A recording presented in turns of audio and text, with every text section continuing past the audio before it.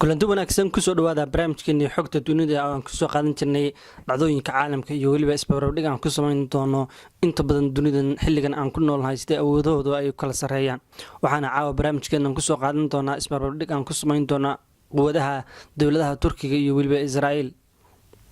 guud ahaan shacabka Israa'iil ayaa lagu qiyaasay inay tiradoodu gaarayso 8 milyan iyo 60,000 halka shacabka Turkiga lagu qiyaasay inay tiradoodu gaarayaan 79 milyan 414,000 dadka shaqeyn kara ee dalka Israa'iil waxay tiradoodu gaaraysaa milyan iyo 600,000 halka dadka reer Turkiga ay gaarayso tiradoodu dadka shaqeyn kara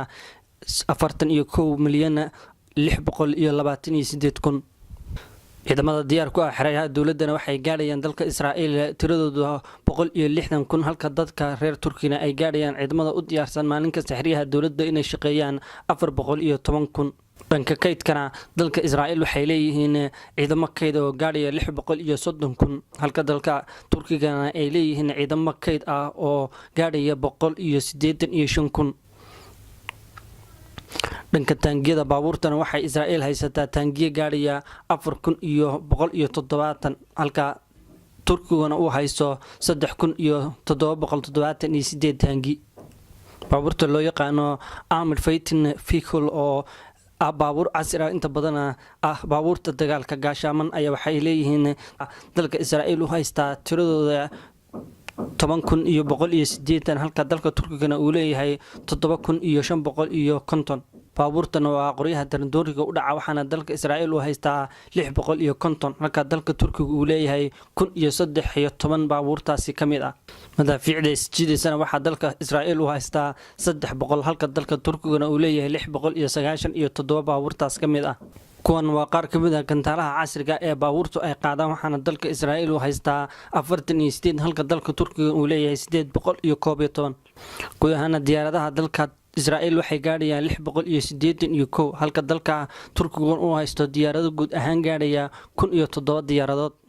waxaana 243 kamid ah diyaaradahaas dalka Israa'iil ay yihiin kuwa dagaalka halka dalka Turkiga uu haysto diyaaradaha dagaalka oo gaaraya 207 diyaaradood kuwana waxa dalka Israa'iil uu haystaa 243 diyaaradood halka Turkiga uu leeyahay 207 diyaaradood diyaaradaha xamuulkana dalka Israa'iil wuxuu haystaa 101 diyaaradood halka dalka Turkiga uu haysto 439 diyaaradood oo xamuul ah helikobtarada dalka Israa'iil waxay gaarayaan 140 helikobtar halka dalka Turkiga uu haysto 445 diyaaradaha helikobtarada casriga ah waxaana 48 kamid ah diyaaradahaas ay yihiin kuwa dagaalka waxaana dalka Turkiga isla diyaaradaha uu haystaa 64 diyaaradood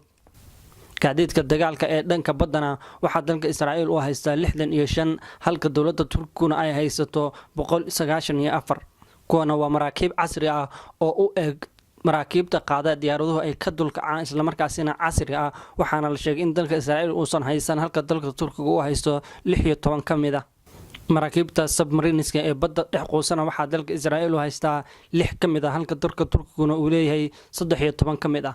maraakiibta difaaca diyaaradaha ee dhanka badana dalka Israa'iil wuxuu haystaa 46 kamid ah halka dalka Turkiga uu leeyahay 29 kamid ah dalka Israa'iil wuxuu haystaa gantaalaha nuclear-ka oo gaaraya 80 madaxyada gantaalahaas halka la sheegay dalka Turkiga inuusan haysan waxba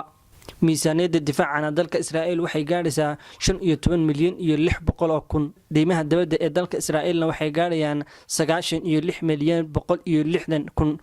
halka miisaaniyadda difaaca ee dalka Turkiga uu gaarayo 18 milyan 185,000 halka deymaha dawladda dalka Turkiga uu gaarayo 402 milyan 90,000